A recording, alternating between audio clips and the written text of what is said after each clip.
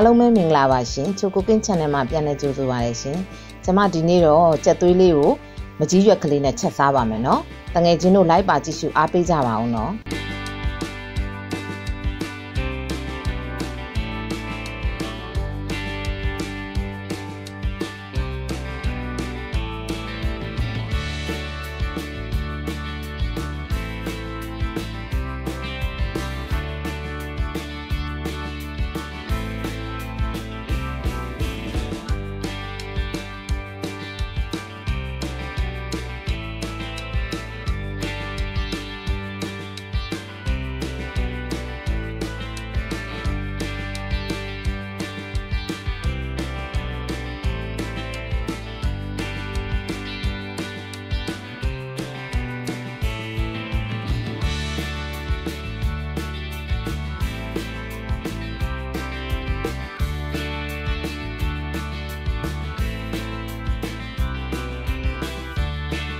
ဟုတ်ကဲ့အရင်ဦးဆုံးအိုးပူလာပြီဆိုရင်တော့ကျွန်မစီထည့်ပါမယ်နော်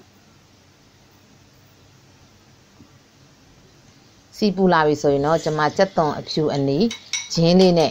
ငရုတ်သီးရယ်ပေါ့နော်စီတက်ထားပြီးသားပါအဲ့ဒါလေးကိုကျွန်မထည့်ပါရှင်ပြီးရင်တော့ပြန်ပြီးတော့စီလေးကိုဒီထက်ကြက်အောင်ပေါ့နော်တက်လိုက်ပါမယ်ရှင်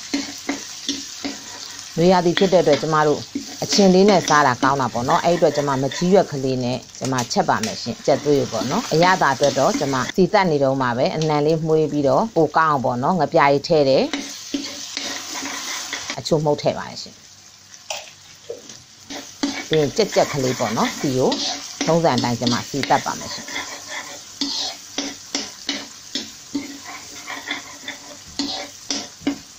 ပြီးရင်တော့ကြက်သွေးထည့်ပါရှင်ကြက်သွေးလေးတွေကို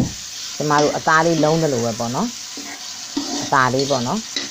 ကျမတို့လုံးပေးပါမယ်ရှင်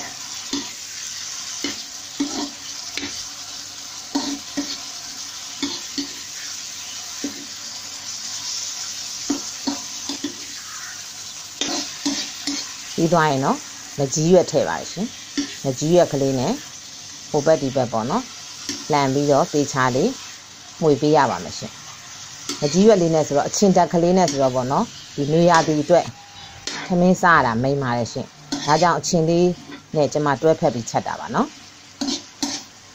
ပြီးသွားရင်တော့ကျွန်မဒီလေးဆက်ဆက်ထည့်ပါမယ်ရှင်အရင်အများကြီးလည်းမထည့်ရပါဘူးနော်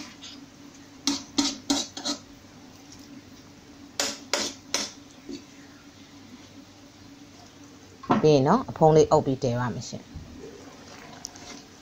ပြီးရင်တော့စူလာပြီဆိုရင်တော့ကျမတို့အဖုံးဖွင့်ပြီးမှုေပေးပါမယ်နော်ရေအများကြီးထည့်ချက်စရာမလိုပါဘူးနော်ရေလေးဆက်ဆက်လေးထည့်ချက်ရပါမှာ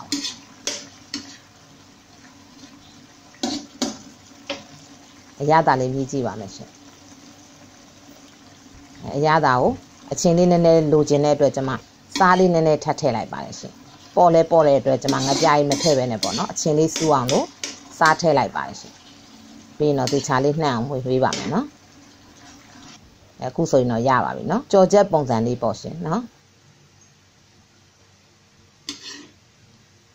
ဟုတ်ကဲ့အခုဆိုရင်တော့အရသာကောင်းမွန်နဲ့ကြက်သွေးမကြီးရွက်ချက်ကလေးရပါပြီရှင်ကျမရဲ့ဗီဒီယိုလေးတွေကိုကြိုက်နှစ်သက်တယ်ဆိုရင်တော့ like and subscribe လေးလုပ်ပြီးတော့အားပေးခဲ့ကြပါအောင်เนาะ